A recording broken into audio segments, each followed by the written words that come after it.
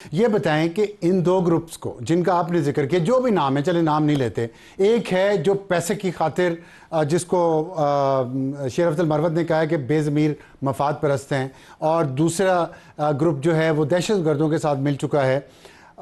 इनको इनकी वजह से पीटीआई को क्या नुकसान पहुंच रहा है पाकिस्तान में, और क्या ये वजह है इमरान खान की जो मुश्किलात हैं, बुशरा बीबी की जो मुश्किलात हैं, जेल में हैं मुसलसल, उन पे दबाव बढ़ रहा है? आप समझते हैं कि ये दो ग्रुप्स या वो तीनों ग्रुप्स इसके जिम्मेदार भी हैं? देखिए, पाकिस्तान में जो सारे मसाइल है ना, वो ये है कि हमारा सियासी टेम्परेचर बड़ा ज्यादा है। और सियासी टेम्परेचर बढ़ाने में भी सोशल मीडिया का रोल जो है वो बहुत ज्यादा है। सो हमारा प्रॉब्लम ये है कि ये जो हम पॉलिटिशियंस हैं, सहाफ़ी हैं, हम तो फिर भी गुजारा कर सकते हैं, क्रिटिसिज्म, ज्यादा सख्त क्रिटिसिज्म भी ले लेते हैं।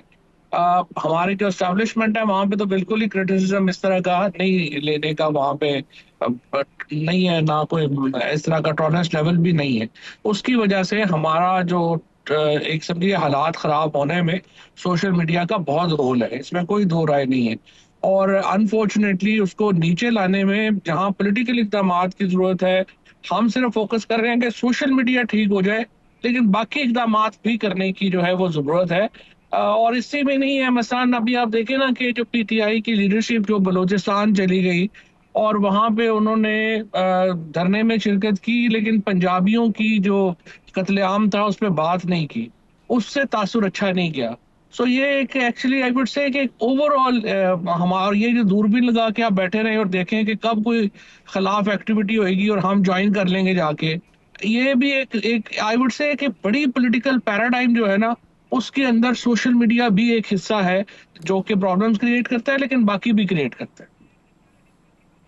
ठीक है, बाकी मतलब भी क्रिएट करते हैं, इस पर कोई शक नहीं है, और असल बुनियाद तो वहीं से शुरू होती है। लेकिन सवाल ये है कि पीटीआई की जो उठान थी, सबसे उसमें ज़्यादा जो कंट्रीब्यूशन था वो सोशल मीडिया का था, तो अरूज पे लाने में क्या आप समझते हैं अब पीटीआई के अंदर जो कुछ इस वक्त चल रहा है या जवाल की तरफ जो है, और इख्तलाफात जो हैं, एक दूसरे पे इल्ज़ामात लगाए जा रहे हैं, इसकी वजह भी सोशल मीडिया ही है? नहीं, देखिए, पीटीआई तो अब है नहीं है सच। उसकी वजह यह है कि पीटीआई का जो काडर था वो तो एस्टैब्लिशमेंट ने ठंडे मुक्के मार के जेलों में डाल के खत्म कर दिया ना। अब तो इमरान खान है।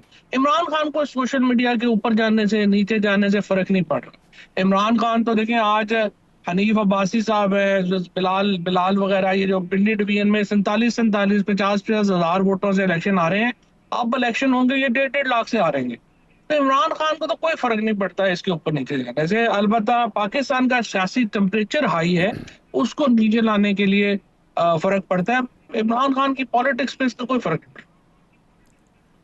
अच्छा, लेकिन फिर क्या वजह है कि मेन जो इस वक्त बात हो रही है वो सोशल मीडिया के इस्तेमाल और उसके ज़रिए होने वाले प्रोपेगेंडा की हो रही है? जो पाकिस्तानी डॉक्टर्स अमेरिका में हैं वो कोशिश कर रहे हैं कि यहाँ पे इमरान खान को कोई डील करवा दी जाए इस्टेब्लिशमेंट के साथ। उसमें भी मेन पॉइंट सोशल मीडिया का ही होता है। जो आपके यहाँ पे रहनुमा हैं, अली गंडापुर हैं, और दूसरे हैं जो एस्टेब्लिशमेंट से बात कर रहे हैं, आज़म स्वाति ने भी ये बात की है, तो सबका जो फोकस है वो सोशल मीडिया और उसके ज़रिए फैलाया जाने वाला जहर है। तो आप इसको अचानक फिर अब ये क्यों कह रहे हैं कि असल वजह ये नहीं है? जब तक ये कंट्रोल नहीं होता या रैशनल बात नहीं करता तो फिर टेम्परेचर नीचे कैसे आएगा?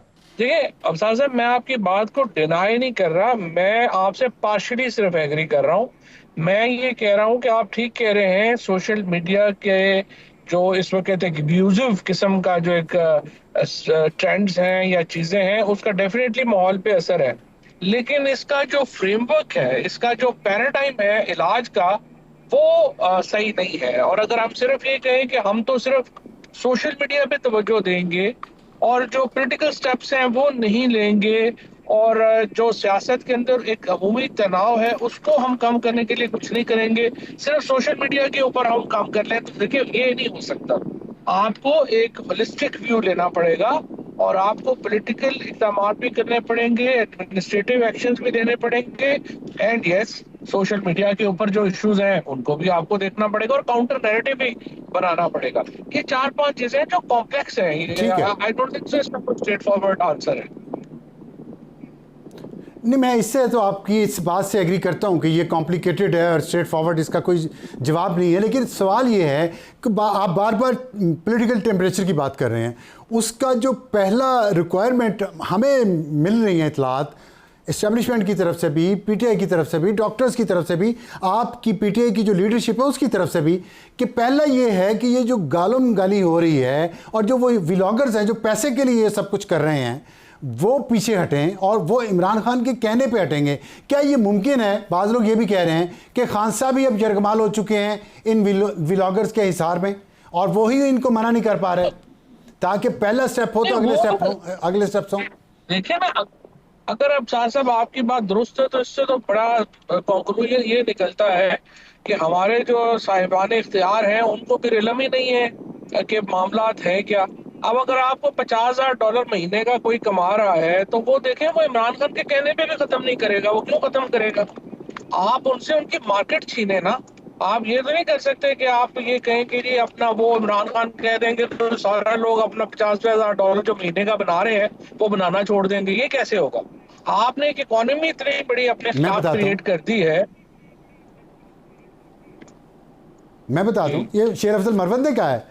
उसने कहा है कि ये जितने भी फ्रेब फ्रोश यूट्यूबर्स हैं उन्होंने पीटीआई के लोगों को कहा है कि आप इनको फॉलो करना छोड़ दें। ठीक है, ये बात खान साहब कह दें कि इन फ्रेब फ्रोश यूट्यूबर्स को जो ख्वाब बेचते हैं मसनूई सुर्खियों के साथ उनको फॉलो करना छोड़ दें और खान साहब खुद ऐसे ट्वीट्स ना करें जिनसे उनको शय मिलती है उन यूट्यूबर्स को, और वो फिर एक नई बात शुरू कर देते हैं, नया फसाद शुरू कर देते हैं। खान साहब ये क्यों नहीं कहते, क्यों नहीं एक स्टेप लेते? एक स्टेप लेना उन्होंने।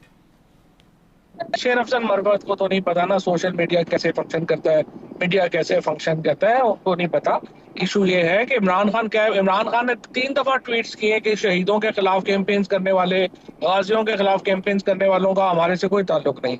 कोई इमरान खान के कहने का असर नहीं पड़ना। अगर आप समझे मैं $50,000 कमा सकता हूँ जो है वो गालियां निकाल के या कैंपेनें बना के, देखिए ये आप खाम ख्याली है कि कोई जो है वो सिर्फ खान साहब कहेंगे तो ये लोग अपनी बात भी खत्म कर देंगे। ये तो फिर ये आप अपने आप को डिनाई कर रहे हैं। जो अभी थोड़ी देर पहले आपने कहा कि यहाँ तो कुछ है ही नहीं, ये इमरान खान है और अवाम है, दोनों के दरमियान और कुछ नहीं है। तो खान साहब कह दें कि अनफॉलो करें, किधर से आएंगे $50,000? कौन देखेगा फिर उनका झूठ जब खान साहब ही कह देंगे कि इनकी बातों पर एतबार ना करें और अनफॉलो कर दें? नहीं, ऐसे नहीं हो सकता। उसकी वजह यह है कि वो एक जिस तरह मैंने आपसे कहा, एक होलिस्टिक व्यू आपको लेना पड़ेगा। अगर आप होलिस्टिक व्यू नहीं लेते और आपका ख्याल है कि सिर्फ सोशल मीडिया ठीक हो जाए और बाकी सब कुछ ऐसे रहे, फिर ये नहीं होना। बड़ी सिंपल बात है, ये मुमकिन नहीं। मैं आपसे मुत्तफिक हूँ, होलिस्टिक व्यू लेना चाहिए। मैं कह रहा हूँ पहला स्टेप, बेबी स्टेप। देखिए, कहा जाता है कि 9 मई पे खान साहब माफी मांगे, वो नहीं मांग रहे। कम से कम ये सोशल मीडिया वाला वो एक स्टेप तो ले, उन्हें भी तो कोई CBM देना है ना, कॉन्फिडेंस बिल्डिंग मेजर। जी चले, मैं तो उस बहस में नहीं पढ़ रहा। मैं कह रहा हूँ कि होलिस्टिक व्यू लेना है। बहुत सारी चीजें आपने सजेस्ट की हैं। पहला स्टेप ये हो जाए कि ये ठीक है, खान साहब के साथ कुछ ऐसी स्टेटमेंट्स उनकी तरफ से वर्डिंग बना के चीजें करके उनके सोशल मीडिया अकाउंट से चीजें आ सकती हैं और वो आनी भी चाहिए। उसमें कोई आई भी है, वो आई भी है और उसके ऊपर जैसे शहीदों के ऊपर, गाजियों के ऊपर आई, आगे भी आ सकती है। जब भी अभी दोबारा खान साहब से मुलाकात होगी मैं फिर उनको सजेस्ट करूंगा कि ये चीजें आप कर दें। वो कर देते हैं, उनका कोई वो बिल्कुल जाहिर है वो पाकिस्तान की फौज का, पाकिस्तान के साथ है ना, वो इनके साथ थोड़ी। चलिए, बहुत शुक्रिया फौज साहब हमसे बात करने का।